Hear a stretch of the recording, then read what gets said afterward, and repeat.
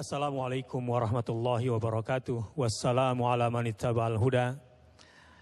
Dan keselamatanlah bagi mereka yang mengikuti petunjuk Tuhannya. Pemirsa Tadabbur Quran. Syirik. Inna syirka la zulmun azim. Di surah Luqman ayat 13 ini ditegaskan bahwa sesungguhnya kemusyrikan itu adalah kezaliman, penganiayaan, penyimpangan yang luar biasa, azim. Semoga Allah selamatkan kita dari dosa yang paling besar yang tidak akan pernah bisa diampuni Allah ini. Allahumma amin. Sejarah syirik bermula dari merebaknya kemusyrikan di masa kakek dan ayahnya Nuh alaihissalam. Sejak zaman Adam sudah ada kemaksiatan, sudah ada pembunuhan. Sampai zaman Idris alaihissalam, generasi ke-6 Adam alaihissalam ini juga merebak kemaksiatan. Tapi belum ada kemusyrikan. Sejarah syirik dimulai dari kakek dan ayahnya Nuh alaihissalam. Saat itu penyebab utama kemusyrikan adalah terlalu berlebihan menyikapi orang-orang saleh dari kalangan mereka. Berlebihan terhadap as-salihin. Konon ada orang-orang baik yang dermawan, orang-orang yang sangat ulas asih kepada orang-orang di sekitarnya, sehingga orang-orang di sekitarnya merasakan banyak sekali manfaat dari kebaikan orang soleh ini. Turun-temurun diceritakan kebaikannya, sampai kemudian orang baik dan dermawan, ulas asih, penuh manfaat ini wafat. Dan kemudian lukisan tubuhnya dipampang di mana-mana. Merebak kemana-mana. Awalnya memang hanya sekedar ingin mengingat kebaikan dia. Orang kemudian mengunjungi kuburnya sekedar ingin mengingat jasa-jasanya. Setan kemudian menghiasi masyarakat pada masa itu. Membisikkan, kenapa tidak kau buat patung lalu kau pahat dengan indah? Lebih dari sekedar lukisan. Terus begitulah yang terjadi. Dibuatlah patung orang-orang baik ini di mana-mana. Lama-kelamaan bergeser. Bukan lagi mengingat kebaikannya, tetapi sudah mulai di situ menyerupakan kebaikan orang itu setara dengan Tuhan.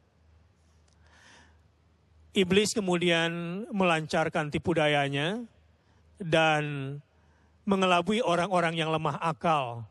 Lalu kemudian memberikan persembahan kepada patung-patung orang saleh, welas asih, baik, berjasa, dan penuh manfaat itu. Improvisasi terus berlanjut lalu diberi nama. Ya, orang baik ini namanya adalah Waddan, Suwa'an, Yaghutha, Ya'uq, dan Nasran.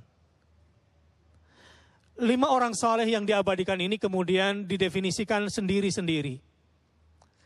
Yang satu dewa pembawa rezeki, yang satu dewa pemberi hujan misalnya, yang satu dewa ini dan dewa itu. Mereka sendiri yang mendefinisikan itu dengan hawa nafsunya.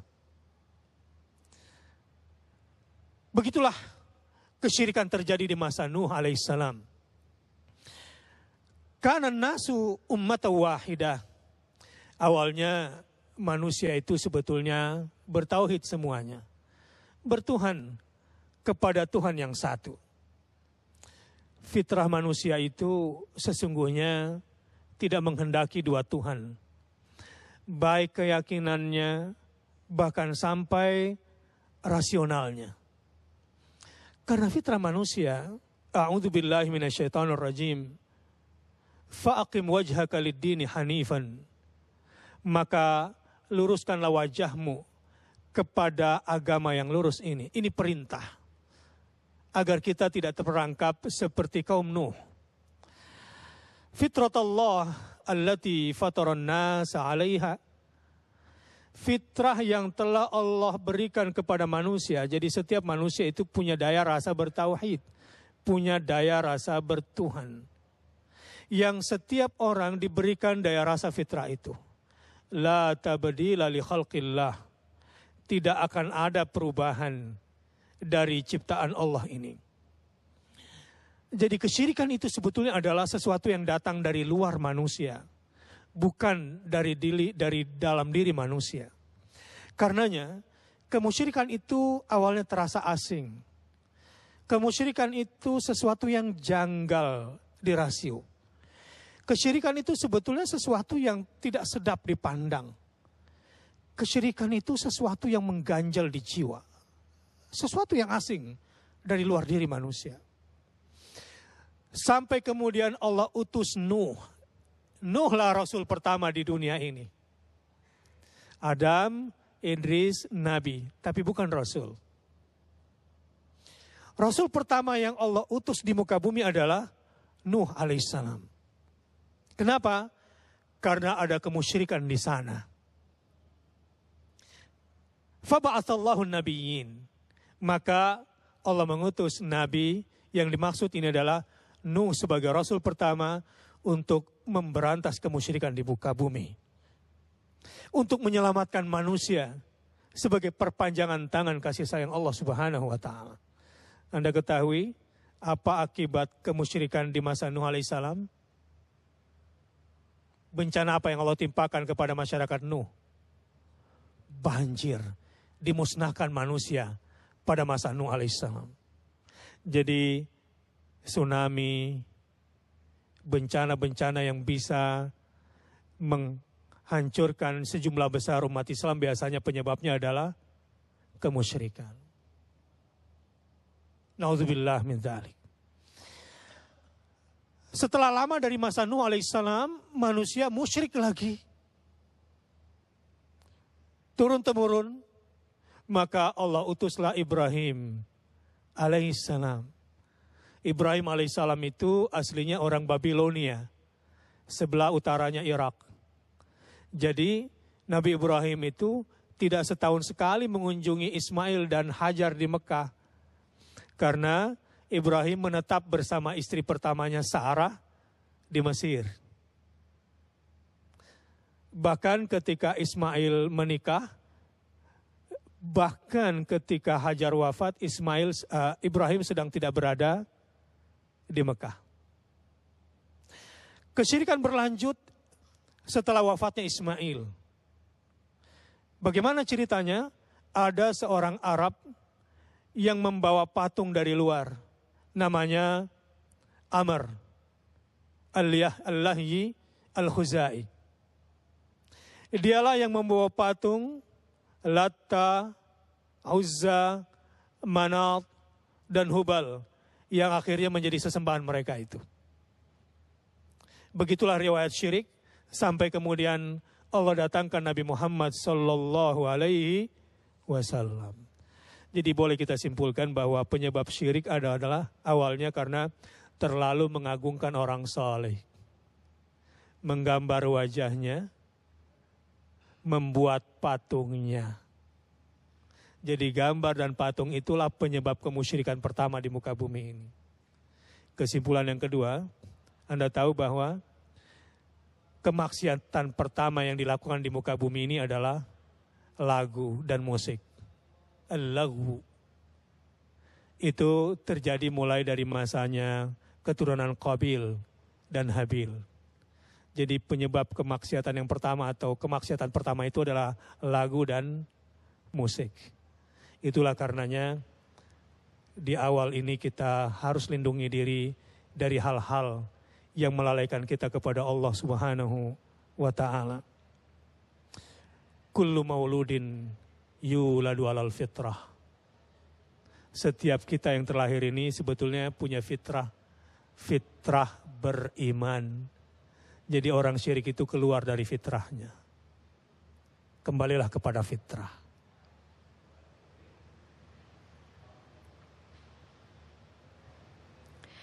Islam merupakan agama yang dijamin Allah Subhanahu wa Ta'ala sebagai agama yang paripurna, paling sempurna, dan terjaga hingga akhir zaman. Untuk itu, janganlah kita ragu-ragu dalam menjalankan agama Allah Subhanahu wa Ta'ala ini dengan menjadi orang-orang yang musyrik. Tadabbur Al-Quran bersama Ustadz Bahtiar Nasir akan kembali sesaat lagi.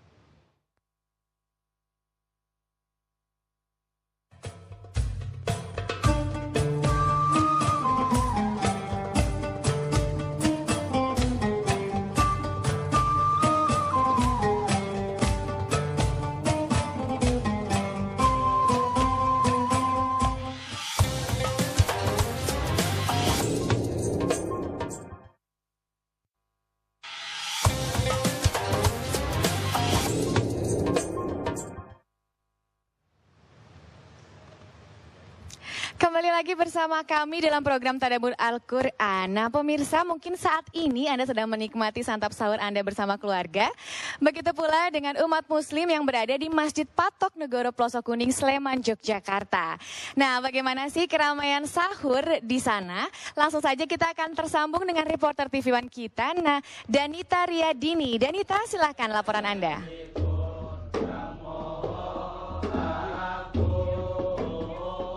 Ya, Nuri juga pemirsa, banyak cara yang dilakukan bagi umat Islam di Yogyakarta dalam memanfaatkan waktu malam di bulan suci Ramadan. Salah satunya yang dilakukan oleh jamaah di Masjid Patok Negoro Plosok Kuning, Sleman, Yogyakarta ini pemirsa. Setiap malam jamaah selalu berkumpul di pendopo masjid setempat untuk mengikuti tradisi nidur, syair dan juga sahur bersama. Tradisi nidur sendiri merupakan tradisi yang selalu dilaksanakan di malam bulan suci Ramadan, dilakukan pada pukul 00 waktu Indonesia bagian Barat, dan tradisi ini merupakan tradisi menabuh beduk yang dilakukan selama 15 menit oleh 2 orang jamaah laki-laki. Setelah tradisi nidur selesai digelar atau selesai dilaksanakan, para jamaah yang mayoritas adalah jamaah laki-laki kemudian menggelar syair atau sholawat dalam bahasa Jawa untuk selanjutnya mengikuti sahur bersama. Berbicara mengenai syair pemirsa, kita biasanya mendengar atau mengetahui sholawat dalam bahasa Indonesia atau bahasa Arab. Namun di Masjid Patok Negoro Plosok Kuning, Sleman, Yogyakarta ini, kita atau Anda pemirsa akan mengetahui dan mendengar sholawat dalam bahasa Jawa. Nah biasanya tradisi nidur ini juga dimanfaatkan oleh warga dimanfaatkan oleh jamaah maksud kami untuk menunggu waktu sahur tiba. Saya akan mengajak Anda pemirsa untuk berbincang dengan takmir Masjid Patok Negoro Plosok Kuning, Sleman, Yogyakarta ini untuk mengetahui lebih lengkap tradisi nidur itu seperti apa. Assalamualaikum Pak Kamal. Waalaikumsalam warahmatullahi. Pak Kamal, tradisi nidur yang selalu dimanfaatkan untuk menunggu waktu sahur tiba di masjid ini tuh sebenarnya seperti apa Pak? Sebenarnya kita memang punya waktu unik ya. Kita sahurnya itu jam 12. Jadi dengan ditandai dengan suara beduk ditabuh atau istilahnya tidur, itu membangunkan warga. Jadi sahur jam 12, kemudian nanti biasanya kita lanjutkan dengan ya istirahat, silaturahim sambil menyanyikan syair-syair. Kemudian nanti akan ditutup dengan sholat dan baca Al-Quran, begitu. Untuk awalnya sendiri, tradisi tidur ini seperti apa Pak ceritanya? Kita kurang tahu ya, ini sudah sejak dulu ya masalahnya. Jadi tidur jam 12 ini sejak dulu. Jadi membangunkan warga jam 12 sejak dulu kita laksanakan, dan seperti ini dari dulu dengan menabuh beduk. Untuk syair sendiri seperti apa itu Pak, sholawat Jawa itu Pak? Syair ini kita sesuaikan dengan waktu ya. Kebetulan kalau hari ini kan sudah 10 hari kedua ya, makanya kita syairnya istighfar, mohon ampun kepada Allah. Kita baca terus sambil berdoa sebenarnya ini. Ini tidak semata-mata hanya syair belaka, tapi juga mengandung doa. Mohon ampun kepada Allah SWT. Hanya Allah yang bisa memberikan ampunan. Hanya Allah yang Maha Agung yang bisa memberikan ampunan. Begitu. sejarah Masjid Patok Negoro Pelosok Kuning ini seperti apa, Pak? Kalau sejarah Masjid Patok Negoro ini berawal dari berdirinya Keraton Ngayogyakarta Hadiningrat yang didirikan oleh Hamengkubuwono ke-1. Di sana Hamengkubuwono ke-1 mendirikan Keraton Ngayogyakarta dengan benteng-benteng berupa masjid. Karena suasana waktu itu yang melingkupi adalah suasana religi Islami. Sehingga di masing-masing tempat di utara, barat, selatan, timur itu ada masjid-masjid yang merupakan benteng spiritual dan benteng pertahanan fisik kala itu. Untuk bangunan sendiri atau ornamen-ornamen yang ada di masjid ini itu apakah masih asli dari sejak pertama dibangun atau sudah ada perubahan begitu, Pak? Kalau dihitung-hitung ini baru 85%, baru 15% yang diganti. Jadi masih 85%. Jadi ini awet karena kita dibikin dari kayu jati oleh beliau Hamengkubuwono ke-1 dan konstruksinya elastis. Kena gempa pun hanya goyang-goyang tapi tidak roboh. Untuk di bulan suci Ramadan sendiri, Pak, kegiatan apa saja yang selalu dimanfaatkan atau dilakukan oleh jamaah di masjid ini? Kegiatan karena siangnya kerja dan sekolah ya, kegiatan dari sore pengajian sore, kemudian nanti sholat tarawih, kemudian baca pengajian malam, kemudian tadarus Al-Quran, itu sudah mendekati jam 12. Sehingga nanti ada bangunan nabuh beduk, kemudian seperti ini siiran, kemudian nanti baca Al-Quran, itikaf, nanti sampai subuh. Jadi praktis satu malam penuh kita hidupkan di masjid ini. Untuk kegiatan-kegiatan lain mungkin tradisi-tradisi lain selain ada tradisi nidur tadi menabuh beduk, ada syair, ada tradisi lain yang dihidupkan juga di bulan suci Ramadan, Pak. Kalau di sini ya mungkin ya sahur bersama dengan nasi-nasi yang misalnya brokoan ya. Brokoan berasal dari kata barokahan, mohon berkah sama Allah SWT, misalnya begitu. Jadi kemudian kalau siiran ya kita pakai syair-syair yang memang sudah diciptakan para wali dulu untuk meneruskan tradisi gitu. Jadi tugas Masjid Patok Negoro ini di samping mempertahankan fisiknya juga mempertahankan tradisi-tradisi para wali. Berarti ini bisa dikatakan bahwa awalnya muncul dari para wali setempat begitu, Pak? Iya, memang begitu. Memang karena masjid ini kan by desain oleh Hamengkubuwono ke-1. Di samping fisiknya didesain dengan seperti ini, ada kolamnya, ada pohon sawonya dan sebagainya. Sekaligus orang-orangnya diberi bekal tradisi-tradisi yang diciptakan para wali untuk dilestarikan. Makna secara keseluruhan dari tradisi-tradisi yang ada itu sebenarnya apa, Pak? Tiada lain, tiada bukan, itu untuk dakwah. Jadi masjid ini di samping untuk pertahanan juga yang paling utama adalah dakwah syiar Islam. Jadi tradisi-tradisi ini merupakan media untuk syiar Islam. Karena tradisi-tradisi ini kalau di kita runut juga ada beberapa yang berasal dari agama Hindu misalnya gitu. Tetapi kita lestarikan untuk dakwah. Terima kasih Pak Kamal.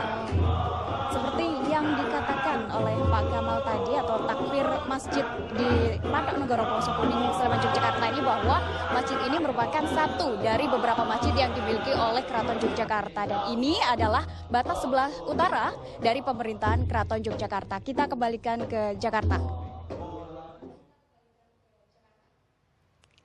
Iya, terima kasih Danita atas laporannya. Baik pemirsa, itu merupakan tradisi yang sangat luar biasa perlu dilestarikan ya. Masjidnya pun sangat indah. Mengapa perlu dilestarikan? Karena tradisi nidur dan syair ini tidak hanya menabuh beduk dan juga nyanyian, tapi juga penuh dengan pembacaan dan lantunan doa kita terhadap Allah Subhanahu wa Ta'ala. Baik pemirsa, Tadabbur Al-Quran akan kembali sesaat lagi.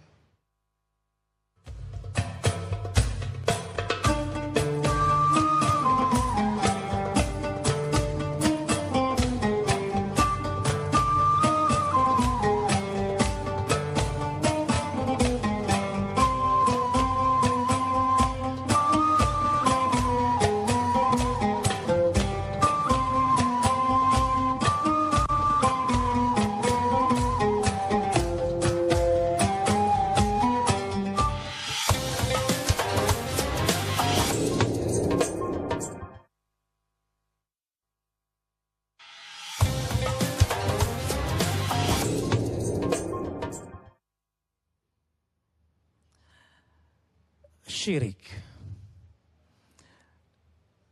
bukan hanya memusnahkan manusia, tetapi menghilangkan kemanusiaan manusia. Syirik bukan hanya menghapuskan semua amal ibadah, tetapi betul-betul manusia tidak mampu berbuat sebagai manusia. Syirik bukan saja membuat manusia kekal di neraka, tetapi juga diharamkan masuk surga. Naudzubillah min dzalik. Jadi apa itu syirik? Syaraka secara bahasa berarti khaltul milkain, bercampurnya dua kepemilikan. Kalau bahasa kita barangkali berserikat.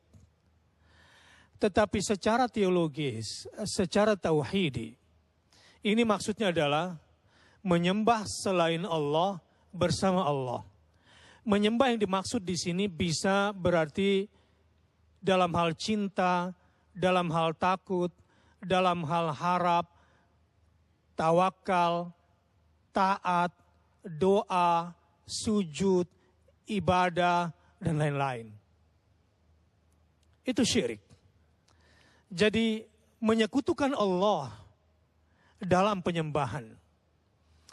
Baik, ada dua jenis syirik, besar dan kecil. Syirik besar pastinya mengeluarkan manusia dari agamanya dan menghapuskan semua amalnya dan dihapuskan semua amal baiknya.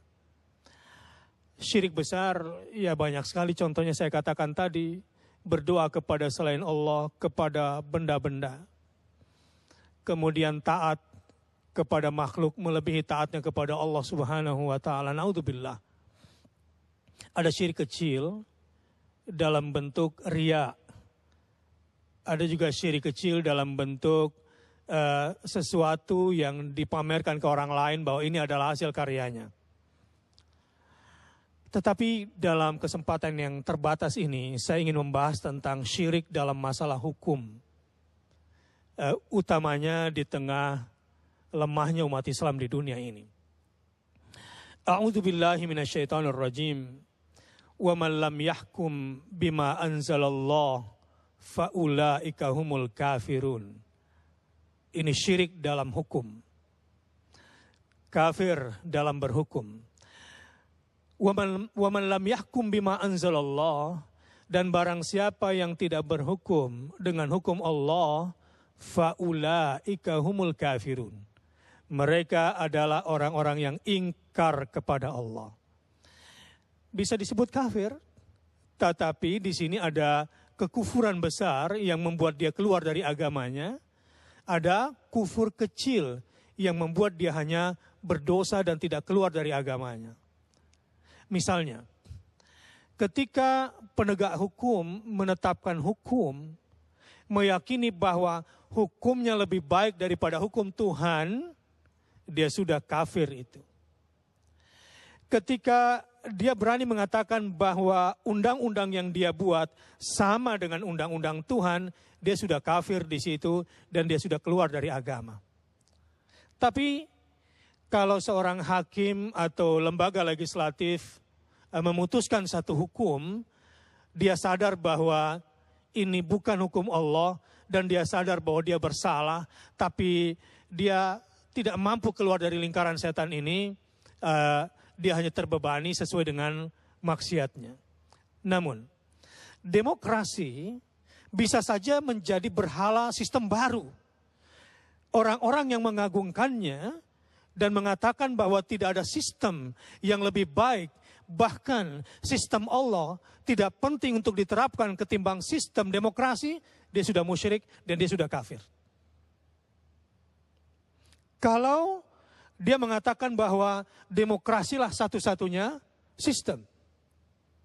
Saya dalam menghadapi persoalan-persoalan kepartaian misalnya, sering dihadapkan pada satu pertanyaan begini. Ustadz, kalau kita tidak bisa merubah, kalau kita tidak masuk ke dalam sistem, mana mungkin kita bisa merubah sistem? Saya bilang itu mantra. Mantra syirik seperti ini jangan bacakan ke telinga saya. Karena Allah bisa merubah sistem. Dan Muhammad sallallahu alaihi wasallam merubah sistem dari luar sistem. Dengan kekuatan peradaban akhlak yang dibawanya. Dengan kejujuran dan amanah dalam kepemimpinannya. Dia bisa merubah sistem dari luar sistem. Apa yang terjadi di Mesir sekarang? Mereka tidak faham, bahkan Barat tidak faham apa yang disebut dengan demokrasi. Lihat, Presiden Morsi adalah orang yang menang dengan proses demokrasi mutlak, jujur. Ternyata sekarang digulingkan dengan paksa, dengan semua kebohongan media. 1 jam sebelum pengkudetaan oleh militer di Mesir, semua TV pro Morsi dimatikan, bahkan Al Jazeera pun demikian. Begini maksud saya. Lihat, setelah mereka kemudian secara demokratis berdemonstrasi 7 juta orang, 100 di antara mereka dibantai. Suasananya membaca Quran, salat tarawih berjamaah, tidak ada anarkis. Seperti suasana orang berhaji di sana. Ini adalah sebuah bentuk ketaatan kepada hukum sejatinya. Indonesia tentu muslimnya membutuhkan tingkat ketaatan yang tinggi kepada hukum. Tetapi wa man lam yahkum bima anzalallah faulaika humul kafirun. Barang siapa yang berhukum bukan dengan hukum Allah, maka dia adalah orang-orang yang kafir. Disinilah bedanya asy-syariah dengan asy-syar'iyyah. Asy-syariah adalah konstitusi ilahiyah. Isinya, pertama al-ilm. Ada ilmu di dalamnya, bukan tebak-tebak buah manggis, bukan. Di situ isinya ada al-adl. Berangkat dari rasa adil di dalam hati para pembuat hukumnya. Kalau memang mereka menentukan hukum berdasarkan syariah biasanya. Tapi apa yang ada di dalam Al-Quran dan As-Sunnah berangkat dari semangat al-adl atau keadilan. Yang ketiga, adanya al-qistu yang biasanya digambarkan dalam bentuk timbangan. Di situ adanya bentuk-bentuk keputusan yang adil, putusan-putusan yang adil. Beda dengan asy-syar'iyyah atau konstitusi manusia yang dibuat berdasarkan hawa nafsu, adanya kepentingan asing, pakai demonstrasi, pakai kudeta. Itulah bedanya asy-syariah dengan asy-syar'iyyah.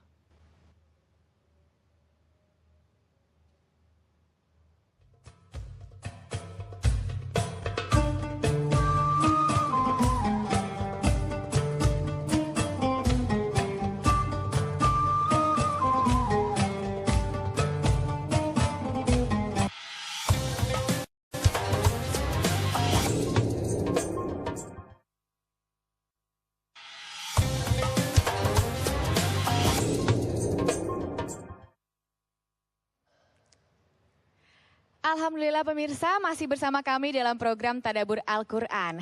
Dan sebelum kita beranjak kembali untuk mengkaji kajian kita pada pagi hari ini dengan tema tentang kemusyrikan, saya akan berbagi informasi kepada Anda pemirsa. Sebuah Al-Quran raksasa dari pelepah pisang disimpan di Bogor, Jawa Barat.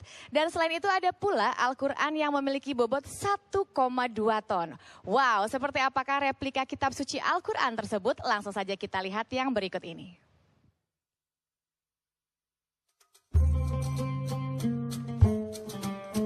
Al-Quran ini bukan sembarang Al-Quran. Kitab yang disimpan di Pondok Pesantren Asiriyah Nurul Iman Parung Bogor ini adalah Al-Quran berukuran raksasa. Panjangnya 2 meter dengan lebar 2,8 meter. Dibutuhkan tenaga 2 hingga 3 orang untuk membuka Al-Quran ini. Selain ukurannya yang tak lazim, keunikan lainnya adalah Al-Quran ini dibuat dari pelepah pisang. Al-Quran ini dibuat oleh penduduk Muslim di Pulau Moro, Filipina. Penulisan huruf Arab konon dilakukan dengan tulisan tangan dan menggunakan tinta khusus. Diperkirakan kitab suci ini dibuat sekitar 300 tahun yang lalu. Untuk menjaganya, Al-Quran ini disimpan di sebuah ruangan khusus. Koleksi lainnya yang tak kalah istimewa adalah Al-Quran terberat. Al-Quran ini memiliki bobot 1,2 ton. Al-Quran ini dibuat dari lempengan baja dan tiap lembar berukuran 100 kali 140 cm.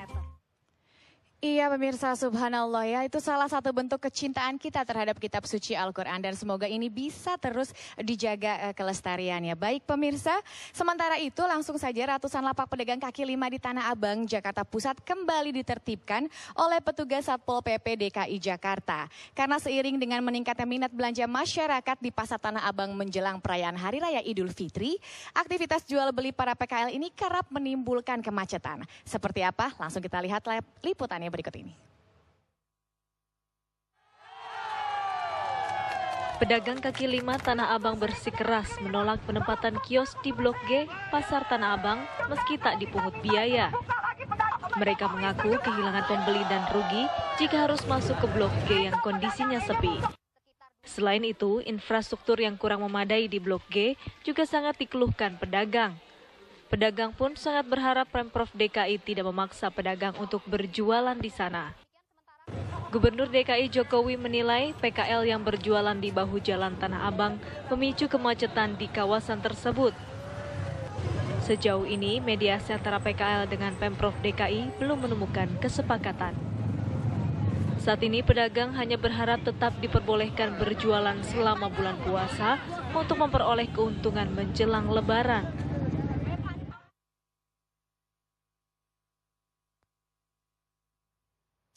Baik pemirsa, semoga penggusuran itu akan menghasilkan kebaikan bagi kita semua ya pemirsa, sehingga Anda dapat berbelanja dengan lebih aman kembali. Baik pemirsa, Tadabbur Al-Quran akan kembali sesaat lagi.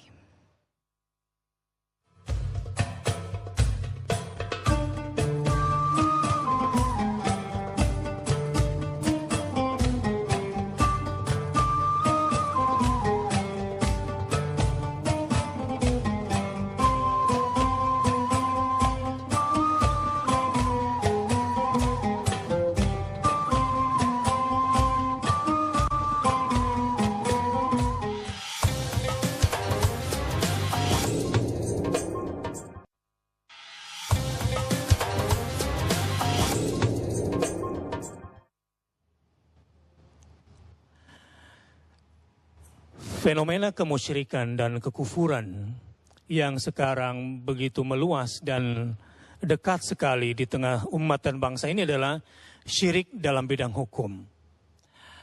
Untuk keluar dari itu, Al-Quran di dalam surah Al-A'raf ayat 54 menjelaskan mekanisme agar kita tidak terperangkap dalam kesyirikan itu dengan kaidah yang sangat sederhana. A'udzu billahi minasyaitonir rajim. Ala lahul khalqu wal amru. Tabarakallahu rabbul alamin. Ingatlah, milik Allah lah penciptaan, maka milik Allah pula putusan dan aturannya. Maha suci Allah, Tuhan semesta alam. Jadi kaidahnya begini. Kalau Anda yang mencipta, Anda boleh menentukan aturan. Misalnya, Anda punya hak cipta sebuah buku. Anda boleh merombaknya karena Anda yang mencipta, dan Anda boleh membuat aturan di situ. Anda buat robot, boleh Anda menetapkan apa yang Anda suka di dalam tubuh robot itu. Tapi sekarang adalah manusia, siapa yang menciptakan? Allah. Al-Alamin, jagat raya ini, siapa yang ciptakan? Allah. Siapa yang lebih tahu tentang aturan di bumi ini? Allah. Bumi ini, buminya orang Indonesia atau buminya Allah? Buminya Allah. Siapa yang lebih tahu tentang bumi Indonesia? Orang Indonesia itu sendiri atau Allah? Allah. Ala lahul khalqu wal amru. Ini sebuah kaidah hukum yang sangat erat kaitannya dengan tauhidullah. Dia yang menciptakan, maka dia pula yang berhak menentukan hukum.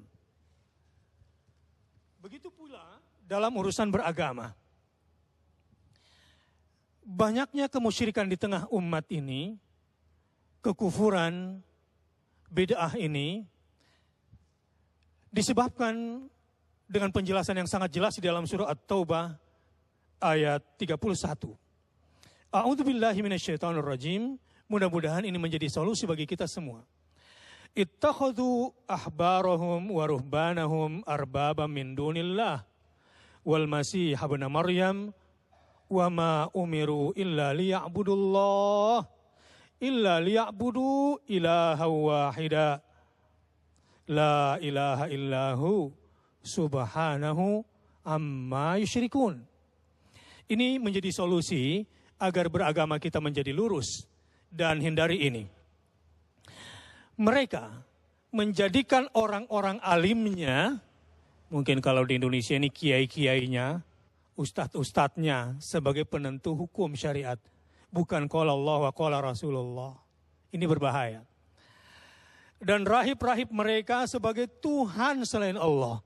Bukan cuma disembah, di sini kesyirikan yang dilakukan adalah taat kepada hukum rahib, taat kepada hukum agamawan yang jelas-jelas bertentangan dengan hukum Allah Subhanahu wa Ta'ala dalam beragama.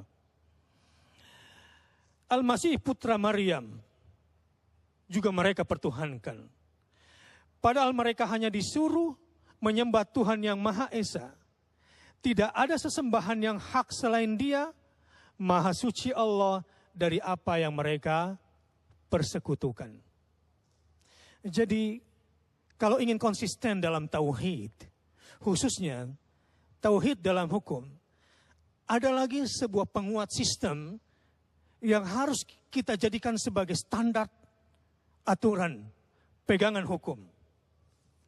Misalnya, A'udzubillahi minasyaitonirrajim di dalam surah An-Nisa ayat 59. Fa in tanaza'tum fi syai'in farudduhu ilallahi war rasul. Jika kamu berbeda pendapat dalam urusan, terutama dalam menentukan sebuah aturan, dalam menyelesaikan sebuah perkara hukum, maka kembalikanlah itu kepada Allah dan Rasulnya. In kuntum tu'minuna billahi wal yaumil akhir. Kalau kamu mengaku orang beriman, yang beriman kepada Allah dan kepada hari akhir. Sungguh ini menjadi solusi. Bagi siapa saja yang ingin keluar dari syirik hukum. Dan satu lagi kalau ingin lebih kuat. Di dalam surah At-Taubah ayat 31. Jika ingin mantap dalam tauhid hukum. A'udzubillahi minasyaitonirrajim. Afa hukmal jahiliyati yabghun? Wa man ahsanu minallahi hukman liqaumi yuqinun. Apakah hukum jahiliyah yang mereka kehendaki? Dan hukum siapakah yang lebih baik daripada hukum Allah bagi orang-orang yang yakin? Sebagai orang yang mengaku beriman di bulan suci Ramadan, khususnya para penegak hukum, maka dia harus berpegang kepada hukum Allah. Dari sini bisa disimpulkan bahwa penegak hukum itu cuma ada dua. Karena cuma ada dua hukum. Ada hukum Allah, ada hukum hawa nafsu. Penegak hukum juga cuma dua. Penegak hukum Allah dan penegak hukum hawa nafsu. Akhirnya yang menegakkan hukum Allah lah yang menang, dan yang menegakkan hukum hawa nafsu, orang menegakkan benang basah. Orang yang menegakkan hukum hawa nafsu punya uang, pakai demo, pakai kudeta, pakai tentara, bahkan pakai penjara, bahkan pakai pembantaian. Percayalah, dia cuma sedang menegakkan hukum seperti benang basah. Semoga kita menjadi hamba-hamba yang bertauhid secara hukum.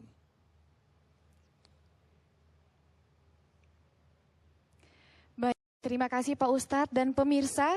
Agar kita tidak terperangkap dalam kemusyrikan, ingatlah bahwa Allah yang maha mencipta dan maha mengatur. Jadi jalankanlah dan yakinilah agama Allah Subhanahu wa Ta'ala dengan mentaati hukum Allah tanpa ragu-ragu, dengan beriman kepada Allah Subhanahu wa Ta'ala dan juga hari akhir. Seperti tersirat dalam surat An-Nisa 48, sesungguhnya Allah tidak akan mengampuni dosa syirik dan Dia mengampuni segala dosa yang selain dari syirik itu bagi siapa yang dikehendakinya. Baiklah pemirsa, semoga kajian kita pada pagi hari ini bisa membawakan keberkahan kepada kita semua dan sangat bermanfaat bagi kita juga. Jangan lupa untuk saksikan terus program Tadabbur Al-Quran esok hari setiap harinya pukul 2 hingga pukul 3 pagi waktu Indonesia Barat hanya di TV One. Saya Nuri Maulida pamit undur diri, insya Allah kita akan bertemu kembali esok hari. Wassalamualaikum warahmatullahi wabarakatuh.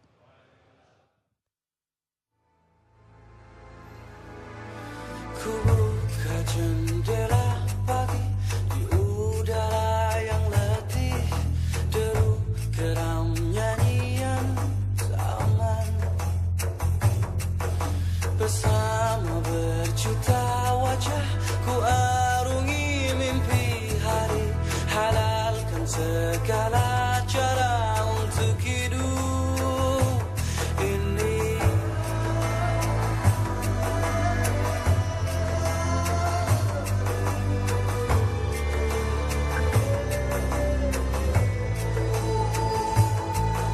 Nafsu jiwa yang membuncah menutupi